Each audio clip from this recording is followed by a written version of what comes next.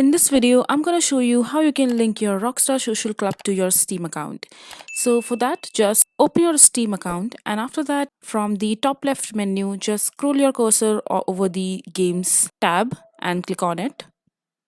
And from there, just click on the last option called Add a non-Steam game to my library and click on it. And here you will see the programs and the location of the programs that you want to add. Since you want to add our Rockstar Social Club to our Steam account, so just click on Browse, and now from here you have to select the location of your Rockstar Social Club launcher. And once you find it, just select it. I'm selecting it from here on the list, and after that, just click on add selected program, and that's it. This is how you will be able to link your Rockstar Social Club to your Steam account. I hope you find this video to be helpful. So that is it for this video. If you find this video to be helpful, make sure to hit that like button and don't forget to subscribe to our channel for more such informative videos, and I'll see you the next time.